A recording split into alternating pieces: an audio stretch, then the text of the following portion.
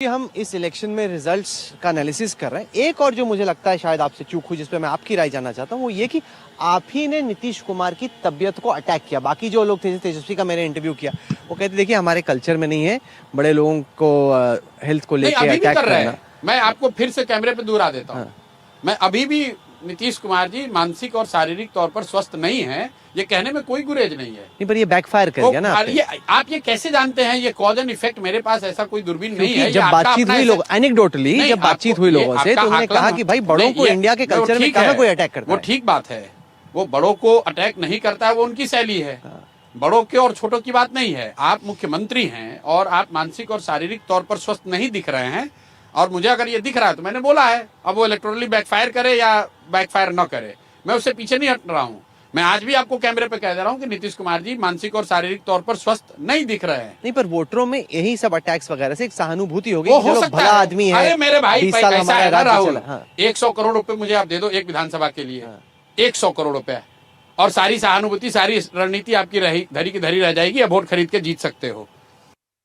मतलब ठीक है, मैं सारी गलती अपनी मान रहा हूं, लेकिन ऐसा भी नहीं है कि मतलब इन्हीं को सारी समझ है। इसी नीतीश कुमार को 2014 में 2 MP का सीट आया था, और तब नीतीश कुमार मेरे ही पास आए थे। मेरे से मदद के लिए आए थे। ऐसा भी नहीं है कि ठीक है नीतीश जी जीत कर आए, जो जीता वो सिकंदर है, और जीतने वाले की हर बात सही लगती है। अब उसका वोट खरीदा, कोई मीडिया वाला ये नहीं पूछ रहा है कि ये पहली बार ऐसा हुआ है कि आप लोग इतना 70 करोड़ 80 करोड़ रुपए देकर वोट खरीद रहे हैं और आप लोग उसको जस्टिफाई कर रहे हैं। नहीं, हम जस्टिफाई नहीं, आप वो सवाल नहीं उठा रहे हैं। मैं तो बहुत पूछा कि भाई आप वोट खरीद रहे हो 10,000 रुपए, अगर वोट खरीदने की ही बात हो जाए तब तो आपको क्या, उड़ीसा में मॉडल चला है। उड़ीसा में नवीन बाबू के स्वास्थ्य को लेकर बहुत चर्चा चलती रही, लेकिन वहां पर भी यही मॉडल था। वहां पे जो अधिकारी थे उनका एक तंत्र था, वो बड़े एफिशिएंटली इलेक्शन को मैनेज करता था, और नवीन बाबू लगातार जीतते थे। और लोग दंग रहते थे कि भाई देखो, इनसे ज्यादा तो किसी की पॉपुलैरिटी नहीं है, नवीन बाबू से ज्यादा कोई पॉपुलर नहीं है, ये कोई प्रचार नहीं करते हैं, संगठन नहीं बनाते हैं, इनको अभी पूरी तरह से उड़िया बोलने नहीं आती है, फिर भी जीत जाते हैं। और ये 20-25 साल तक वहां चला। तो बिहार में भी कमोवेश वही मॉडल, जो अधिकारी हैं यहाँ पर, सरकार ने चुनाव लड़ा है, सरकारी पैसे से चुनाव लड़ा है। उसके परिणाम को आप लोग ऐसे मत जनरलाइज कीजिए कि हर कुछ बिहार में हंकी डोरी है। जब ये कहते हैं तो एक तरीके से वोटरों की जो समझ है, जो उनकी सोच है, उस पर भी आप सवाल खड़ा बिल्कुल करें। भाई, उन्होंने आपकी बात सुनी, तेजस्वी की सुनी, नीतीश की सुनी, मोदी जी की सुनी, और अपनी अकल लगाई ना। वोटरों विजडम ऑफ द मासेस रहता है, जनता में अपनी अकल रहती है। विजडम ऑफ क्राउड को मानते हैं, वोटर की बात को मानते हैं, लेकिन अगर एकदम आप प्योर विजडम ऑफ क्राउड पर जाइएगा तब तो ज्यादा लोगों ने इनके खिलाफ ही वोट दिया होगा ना टोटल में। नहीं, वो तो first pass the post system में ऐसा ही रहता है, तो बेकार की बात है। ये तो फिर राहुल गांधी वाली बात करने लगे। कहो ना कि भाई सबने बिहार में इनकी बात मान ली।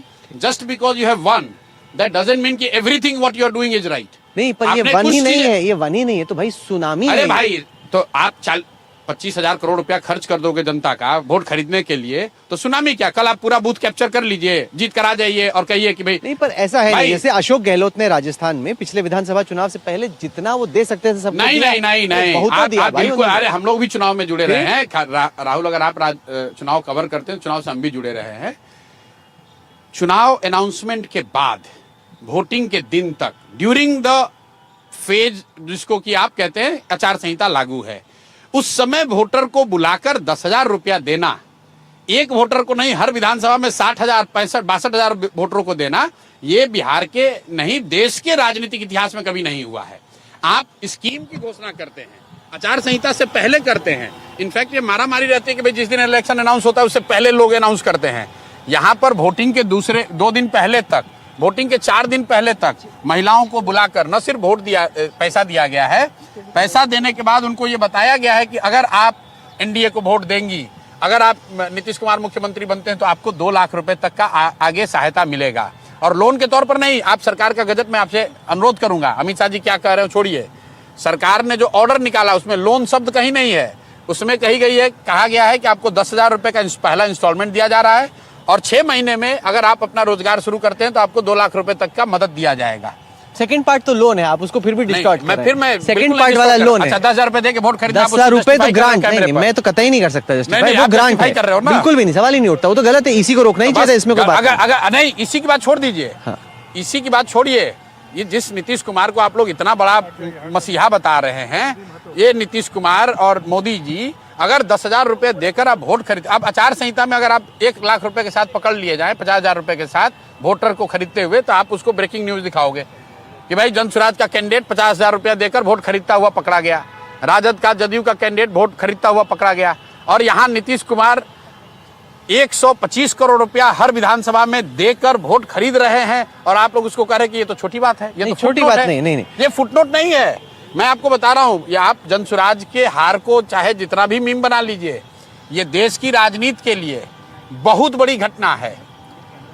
आज तक कभी किसी ने, मैं आपको बता रहा हूं, बंगाल में हमने कैंपेन कराया है और हर महिला को 500 रुपए देने का प्रॉमिस किया गया है।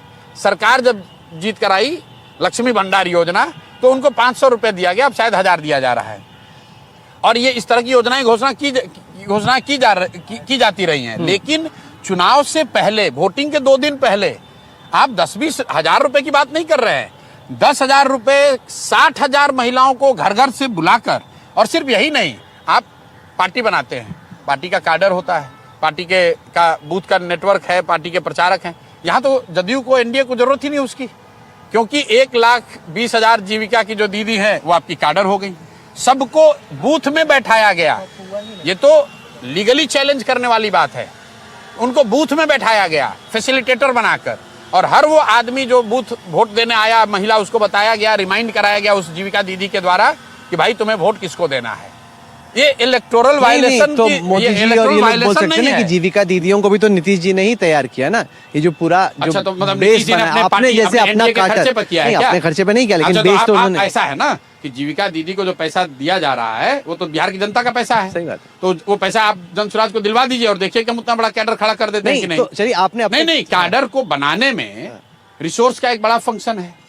अगर आपके पास, एनडीटीवी के पास ये कह दिया जाए कि आपके पास 1 लाख स्ट्रिंगर है जिसका पैसा भारत सरकार देगी, तो आपका नेटवर्क बहुत बड़ा हो जाएगा। सही बात। तो यहाँ पर 1 लाख, और सिर्फ जीविका दीदी की बात नहीं है, 10,000 विकास मित्र और टोला सेवकों को 25-25 हजार रुपया दिया गया कि इस महीने आप आईपैड खरीद लीजिए। 5 लाख से ज्यादा लोग जो बाहर से प्रवासी मजदूर आए, उनको कहा कि 5-5 हजार रुपया ले लो तुमको कपड़ा खरीदने के लिए।